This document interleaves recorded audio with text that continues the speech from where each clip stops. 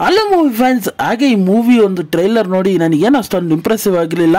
ಆದರೆ ಆ ಟ್ರೈಲರಲ್ಲಿ ಆ ಗೋಸ್ಟ್ ಸಿಕ್ಕಾಪಟ್ಟೆ ಭಯಂಕರವಾಗಿ ಕಾಣಿಸ್ತಾ ಇತ್ತು.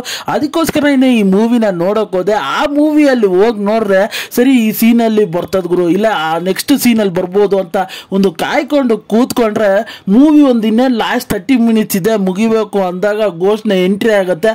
ಅದು ಸರಿ ಹೋಗ್ಲಿ ಭಯಂಕರವಾಗಿ ತೋರಿಸಿದಾರ ಅಂದರೆ ಒಳ್ಳೆ ಕಾಮಿಡಿ ಆಗಿತ್ತು ಅಂತ ಅನ್ಬೋದು. ಒಳ್ಳೆ ಚಿಕ್ಕ ಮಕ್ಕಳು ನೋಡೋ ರೀತಿ ನನಗೆ ಆಗ್ಬಿಡ್ತು ಆ ಗೋಸ್ಟ್ ನೋಡಾದ್ಮೇಲೆ. ಹಾಗೆ ನಾನು ಯಾವ ಮೂವಿ ಬಗ್ಗೆ ಮಾತಾಡ್ತಾ ಇದ್ದೀನಿ ಅಂದ್ರೆ ghost buster the frozen empire ಅಂತ. ಹಾಗೆ ಇದು ಗೋಸ್ಟ್ ಬಸ್ಟರ್ನ 5ನೇ ಪಾರ್ಟ್ ಅನ್ಬೋದು. ಪ್ರೀವಿಯಸ್ ಪಾರ್ಟ್ ಅಷ್ಟೊಂದು ಹೇಳ್ಕೊರೋ ರೀತಿ ಇರಲಿಲ್ಲ, ಅದೇ ರೀತಿನೇ ಇದು 5ನೇ ಪಾರ್ಟ್ ಮೂಡ್ ಬಂದಿದೆ ಅಂತ ಅನ್ಬೋದು. ಹಾಗೆ ಈ ಗೋಸ್ಟ್ ಬಸ್ಟರ್ನ ಒನ್ಲೈನ್ ಸ್ಟೋರಿ ವಿಚಾರಕ್ಕೆ ಬಂದ್ರೆ ನಮ್ಮ ಗೋಸ್ಟ್ ಬಸ್ಟರ್ಗಳು ಎಲ್ಲ ಭೂತಗಳನ್ನು ಅಂಟು ಮಾಡ್ತಾ ಇರ್ತಾರೆ. ಅದೇ ಸಮಯದಲ್ಲಿ ಅವರಿಗೆ ಒಂದು ಸವಾಲು ಉಂಟಾಗತ್ತೆ. ಒಂದು ಏನ್ಷಂಟ್ ಗೋಸ್ಟ್ ನ ಅವರ ಸಿಟಿಗೆ ಎಂಟ್ರಿ ಆಗಿರುತ್ತೆ. ಆ ಗೋಸ್ಟ್ ನಿಂದ ಹಲವಾರು ಪ್ರಾಬ್ಲಮ್ಸ್ಗಳು ಆ ಸಿಟಿಯಲ್ಲಿ ಉಂಟಾಗ್ತಾ ಇರತ್ತೆ ಅಂತ ಅನ್ಬೋದು. ಆದರೆ ನಮ್ಮ ಗೋಸ್ಟ್ ಬಸ್ಟರ್ಸ್ಗಳು ಆ ದೆವ್ವನ ಹೇಗೆ ಹಿಡಿತಾರೆ, ಹಾಗೆ ಈ ದೊಡ್ಡ ಒಂದು ಸಮಸ್ಯೆಗಳನ್ನ ಹೇಗೆ ಟ್ಯಾಕಲ್ ಮಾಡ್ತಾರೆ ಅನ್ನೋ ವಿಚಾರನೆಲ್ಲ ನೀವು ತಿಳ್ಕೊಬೇಕಂದ್ರೆ ಈ ಮೂವಿನ ಹೋಗಿ ನೋಡಬೇಕು. ಹಾಗೆ ಮೂವಿಯ ಡ್ಯೂರೇಷನ್ ನಿಮಗೆ 1 hour 56 minutes ಬರುತ್ತೆ ಅಂತ ಅನ್ಬೋದು.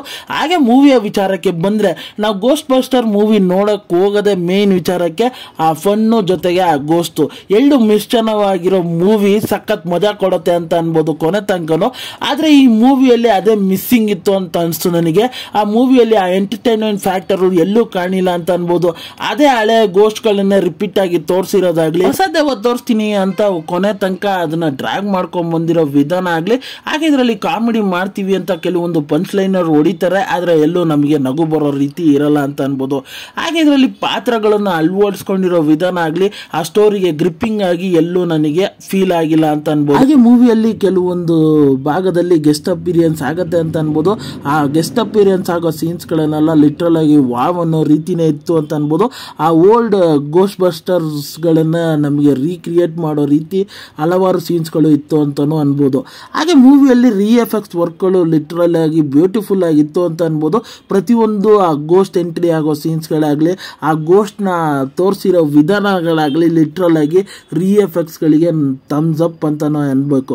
ಹಾಗೆ ಈ ಮೂವಿಯಲ್ಲಿ ನನಗೆ ಮೇಜರ್ ಆಗಿ ಡಿಸಪಾಯಿಂಟ್ ಆಗಿದ್ದ ವಿಚಾರ ಅಂದ್ರೆ ಸ್ಟೋರಿ ಈಸಿಯಾಗಿ ಪ್ರಿಡಿಕ್ಟಬಲ್ ಆಗಿತ್ತು ಅಂತ ಅನ್ಬೋದು. ಹಾಗೆ ಮೂವಿಯಲ್ಲಿ ಎಲ್ಲೂ ಸರ್ಪ್ರೈಸ್ ಎಲಿಮೆಂಟ್ಸ್ ಗಳಾಗಿ ಯಾವ ವಿಚಾರಗಳು ಇರಲಿಲ್ಲ ಅಂತ ಅನಿಸ್ತು ನನಗೆ. ಹಾಗೆ ಈ ಮೂವಿಯ ಕ್ಲೈಮ್ಯಾಕ್ಸ್ ನೋಡಾದ್ಮೇಲೆ ಈ ವಿಚಾರಕ್ಕೆ ಇಷ್ಟೊತ್ತು ನಾವು ಈ ಮೂವಿನ ಕೂತ್ಕೊಂಡು ನೋಡಿದ್ದು ಅನ್ನೋ ರೀತಿ ನನಗೆ ಫೀಲ್ ಆಯ್ತು ಅಂತ ಅನ್ಬೋದು. ಹಾಗೆ ಮೂವಿ ನನಗೆ ಓವರ್ ಆಲ್ ಆಗಿ ಅಷ್ಟೊಂದು ಏನು ಇಂಪ್ರೆಸಿವ್ ಆಗಿರ್ಲಿಲ್ಲ ಅಂತ ಅನಿಸ್ತು ನನಗೆ.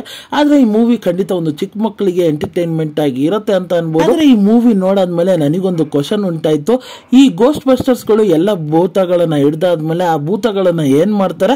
ಹಾಗೆ ನಿಮಗೆ ಈ ಗೋಸ್ಟ್ ಬಸ್ಟರ್ಸ್ ಮೂವೀಸ್ ಅಲ್ಲಿ ಯಾವ ಪಾರ್ಟ್ ನಿಮಗೆ ಖಂಡಿತ ಇಷ್ಟ ಆಯ್ತು ಅನ್ನೋದನ್ನ ಕಮೆಂಟ್ ಮೂಲಕ ಮರಿದೇ ತಿಳಿಸಿ ಅಂತ ಹೇಳ್ತೀನಿ. ನಿಮ್ಮ ಕಮೆಂಟ್ಸ್ ಗಳಿಗೆ ನಾನು ಕಾತರದಿಂದ ಕಾಯ್ತಾ ಇದ್ದೀನಿ. ನನ್ನ ಪ್ರೀವಿಯಸ್ ವಿಡಿಯೋಸ್ ಚೆಕ್ ಮಾಡಿಲ್ಲ ಅಂದ್ರೆ ಐ ಕಾರ್ಡ್ ಅಲ್ಲಿ ಹಾಕಿರ್ತೀನಿ, ಮರಿದೇ ಹೋಗಿ ಚೆಕ್ಔಟ್ ಮಾಡಿ. ಹಾಗೆ ಈ ಮೂವಿಗೆ ನನ್ನ ರೇಟಿಂಗ್ ವಿಚಾರಕ್ಕೆ ಬಂದ್ರೆ ನಾನು 5ಗೆ 1.5 ಸ್ಟಾರ್ ಕೊಡ್ತೀನಿ ಅಂತ ಅನ್ಬೋದು. ಹಾಗೆ ಈ ಮೂವಿ ಹಿಂದಿ ಲ್ಯಾಂಗ್ವೇಜ್ ಅಲ್ಲೂ ಅವೈಲಬಿಲಿಟಿ ಆಗಿದೆ, ಖಂಡಿತ ಹೋಗಿ ನೋಡಕ್ ಹೋಗಬೇಡಿ, ಖಂಡಿತ ಡಿಸಪಾಯಿಂಟ್ ಆಗ್ತೀರಾ.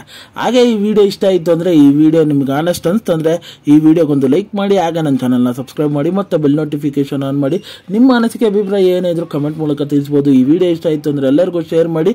ಮತ್ತೆ ಮುಂದಿನ ರಿವ್ಯೂ ಅಲ್ಲಿ ಸಿಗ್ತೀನಿ. ಅಲ್ಲಿ ತನಕ ನನ್ನ ಚಾನಲ್ಗೆ ಸ್ಟೇ ಟ್ಯೂನ್ ಆಗಿರಿ.